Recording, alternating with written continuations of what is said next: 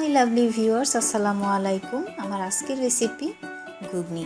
তো কিভাবে আপনারা বাসায় দোকানের মতো ঘুগনি তৈরি করবেন সেই রেসিপিটি নিয়ে হাজির হয়েছি। তো চলুন দেরি না করে দেখে নেবেন আমার আজকের রেসিপি ঘুগনি। ঘুগনি রান্না করার জন্য এখানে আমি ডাবলি ডাল নিয়ে নিয়েছি, আর এই ডাল আমি সারা রাত ভিজিয়ে রেখেছিলাম। দেখুন খুব ভালোভাবে ডাল ভিজেছে। এখন এই ডাল আমি সেদ্ধ করে নিব।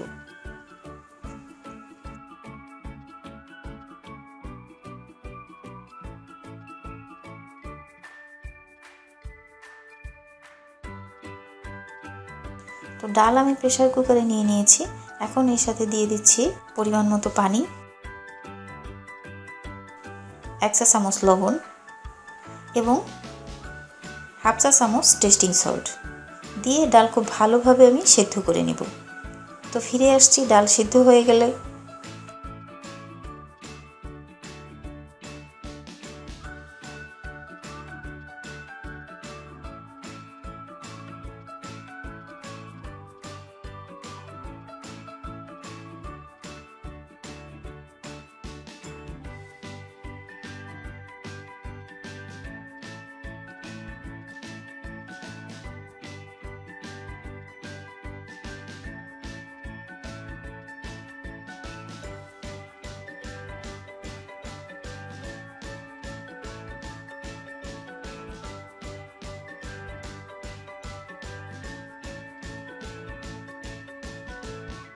তো ডাল খুব ভালোভাবে সিদ্ধ করে নিয়ে ফিরে এসেছি।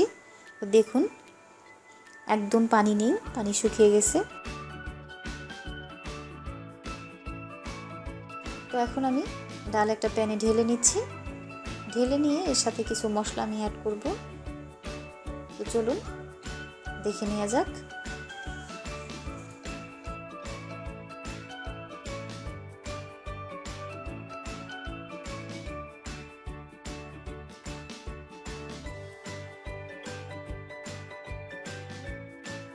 ডালের সাথে দিয়ে দিচ্ছি 1 চা চামচ চটপটি মশলা,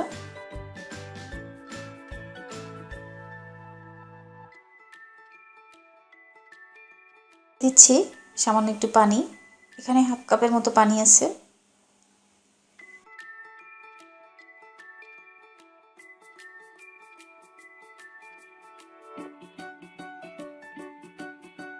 আর একটু হলুদটা দিয়েছি জাস্ট একটু হলুদ কালার করার জন্য।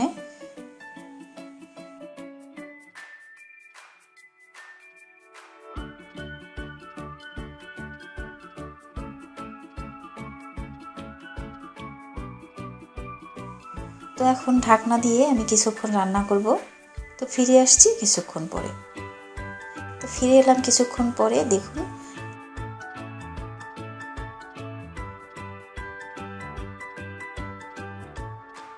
ঢাকনা উঠিয়ে 2-3 বার নেড়ে চেড়ে দিয়েছিলাম। আর ডালগুলো খুব ভালোভাবে কিন্তু সিদ্ধ হয়েছে। তো আমি একটু ভেঙে একটু মিশিয়ে নিচ্ছি।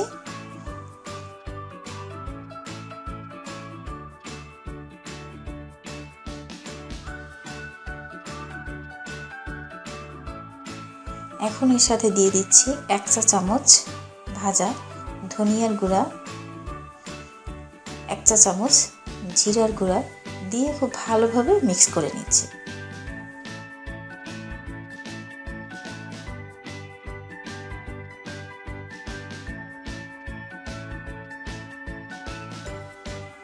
মেশানো হয়ে গেছে। তো এখন আমি একটু পরিবেশন করে দেখাচ্ছি। তো আমি একটা বাটিতে নিয়ে নিয়েছি। এখন উপর থেকে দিয়ে দিচ্ছি জিরার গুঁড়া সামান্য একটু এবং একটু ধনিয়ার গুঁড়া, সাথে দিয়ে দিচ্ছি বিট লবণ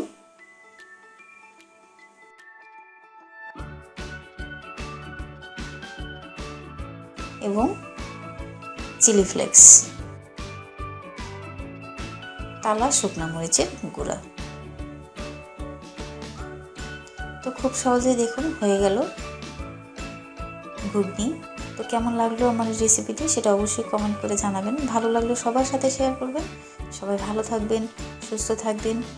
রমজানে সবাই বেশি বেশি আল্লাহর কাছে দোয়া করবেন যাতে আমরা এই মহামারী থেকে মুক্তি পাই। সবার সুস্থতা কামনা করে আমি আজকের ভিডিও এখানেই শেষ করছি। আল্লাহ হাফেজ।